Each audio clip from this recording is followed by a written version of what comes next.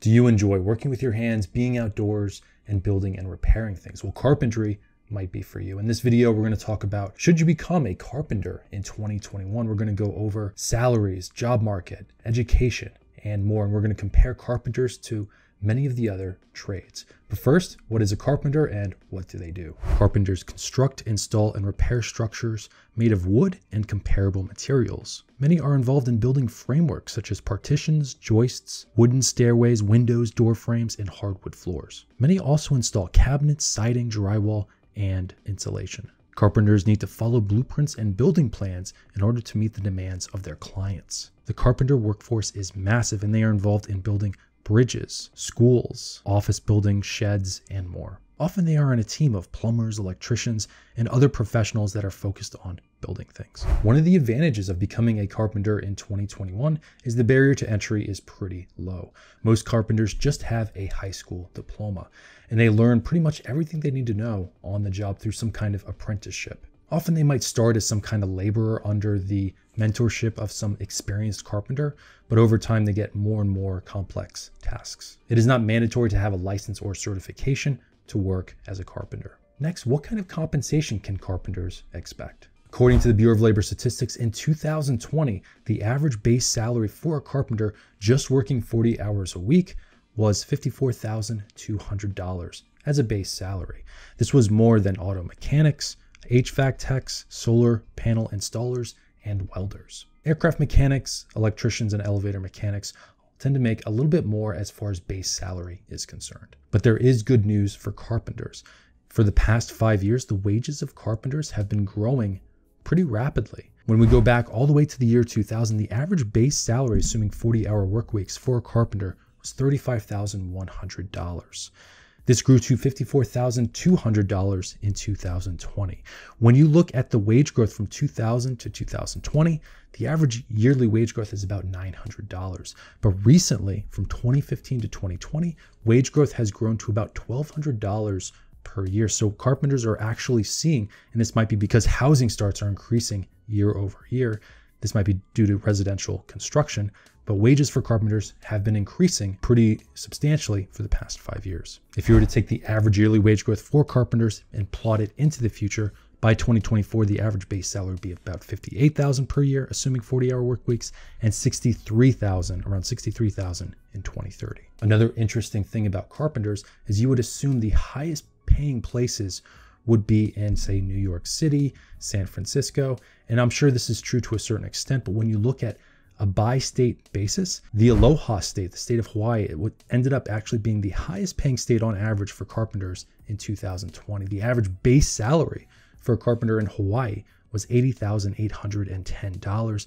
This is followed by the state of Illinois, then New York, Alaska, and then New Jersey. So these definitely aren't cheap places to live, but it's just interesting that Hawaii tends to pay carpenters so much money. But like I said previously, this is assuming 40-hour work weeks for carpenters during the year. Many carpenters will work overtime, and they'll be paid time and a half for that overtime. And depending on the contract and depending on if they're in a certain city, state, or metro area, they could be earning double time if they're doing a vast amount of overtime. And this is a way that plumbers, electricians, and a lot of tradespeople really boost their income.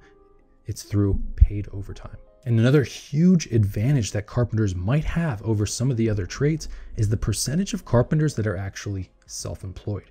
This seems like an entrepreneur-friendly occupation. In fact, 26% of carpenters, about 1 in every 4 carpenter out there in the United States workforce, is self-employed. And this is the highest among all the other trades. To put this into perspective, 1% of aircraft mechanics are self-employed, and less than 1% probably of elevator mechanics are self-employed. So it's huge. If you're ambitious and you really want to own your own company, either be a freelancer as a 1099 contractor or really try and own your own company and hire other carpenters, this might be the occupation for you. Next, we'll get into the job market. Is it challenging to find a job as a carpenter in 2021? The first thing to understand is the carpenter workforce is the biggest among similar occupations. There was almost 700,000 employed carpenters in 2020. This is more than pretty much any other similar occupation, including auto mechanics, electricians, HVAC techs, plumbers, and welders. This is a massive occupation, and there's going to be employment opportunities pretty much in every city, state, and metro area. This is one of the advantages of potentially becoming a carpenter. There's probably going to be job opportunities all over the United States. Unfortunately for carpenters, history hasn't been too kind to them. In the year 2000, the government recorded 858,890 employed carpenters. This hit a high in 2006 of almost 986,000 employed carpenters. During the housing bust, this deeply affected the employment prospects of carpenters all across the United States. The housing bust really impacted this occupation. There was a high in 2006 of around 986,000 carpenters. It hit a low of 500 and around 67,000 employed carpenters in 2012. There was almost a loss of 400,000 jobs. This is huge. Then by 2020, as you can see, the pandemic did affect the employment prospects of carpenters. You see that little dip between 2019 and 2020. But from 2012 to 2019, there was actually pretty solid job gains for carpenters. This is great news. This is most likely because of probably housing starts from 2012 to 2019. We're building more and more houses in the United States, and it's definitely on the ballot. Politicians are pushing for more housing, so this is likely to continue into the future. One other surprising thing about this occupation is it's actually more regional than you would think. In fact, the state of California, the Golden State, had around 104,000 employed carpenters. So a big portion of the entire carpenter workforce is actually in the state of California.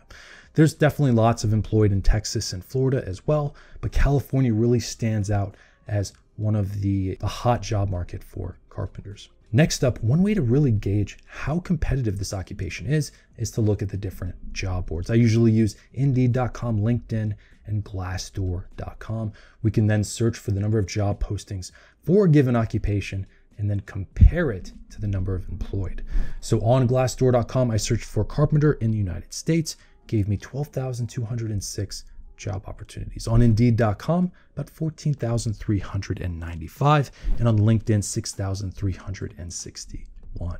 Now, when you compare the number of job postings on these job boards to the number of employed, it does look fairly competitive. You definitely want to see a lot more job postings compared to the number of employed. Right now, it looks really competitive actually to become a carpenter, but also keep in mind almost 1 out of every 4 carpenters is self-employed, and those people aren't showing up in these job numbers. So as you can see, there are pros and cons to becoming a carpenter in 2021. They're actually experiencing pretty good wage growth, especially when you compare their 5-year wage growth to some of the other trades, such as plumbing, electrician. For carpenters, it's actually a little bit higher. Carpenters also have the opportunity typically to work paid overtime in the form of time and a half, and possibly double time if they're on a certain contract or they're in California. Also, this is a great occupation for people that want to be self-employed. If you enjoyed this video, definitely also check out my electrician and or plumbing video. Pretty much all the other trades that I compared carpenters to, I have a video for. So definitely check those out if you are interested. Thanks so much for watching, and I'll see you in the next video.